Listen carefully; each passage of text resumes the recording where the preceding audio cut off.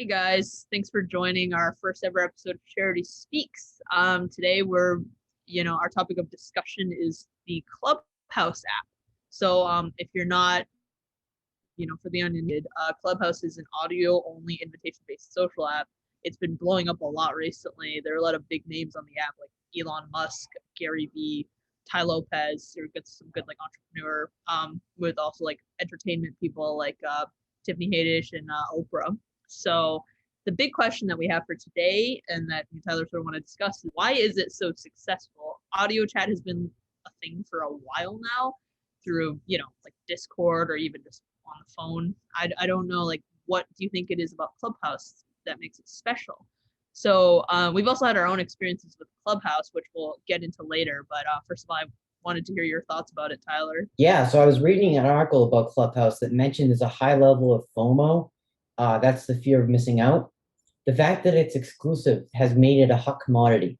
Since it's invite only, it doesn't have easy accessibility of most social apps like Instagram, TikTok, Discord.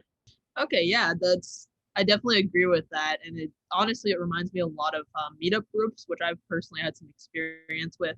Yeah. If you're not familiar with meetup, it kind of is gated off exclusive little social groups that you have to apply to join, often themed around relevant topics such as topics of interest like rock climbing or public speaking, or even just something more general like socializing and meeting new people.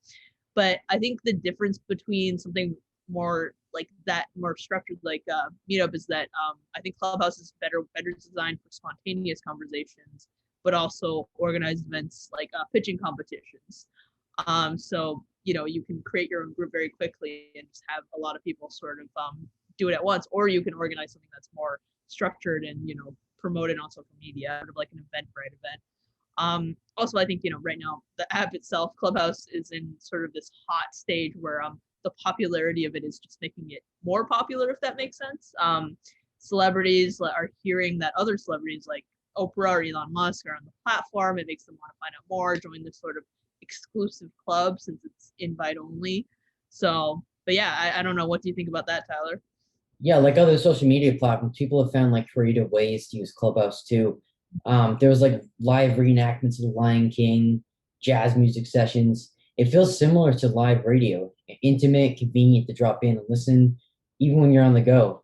Chat to chat and voice to voice. Yeah, it's certainly very direct. I think that, that's honestly one of its strengths. One of the, negatives that I've actually seen about Clubhouse, sort of floating around in the news, it's still very much a young app, so there's some issues with moderation. They don't have a lot of moderation tools in terms of, reporting, making sure that people aren't, delivering hate speech on the platform. That's a problem with any social media platform, obviously, and the community on Clubhouse clearly still needs to be solidified and strengthened before it can hope to really take on bigger platforms, social media. So, we want to hear other people's voices and for our voices to be heard as well. What was so Tyler? I know you were on Clubhouse. What was your experience like on the platform? It was awesome. The conversation is very personal. And like you mentioned earlier, there's none of the noise you get on the more one-sided kinds of social media. Clubhouse has showed me the power of personal conversation. Online media is so crowded that no one wants to talk directly to brands. It's about connecting directly with people. The app still does have problems.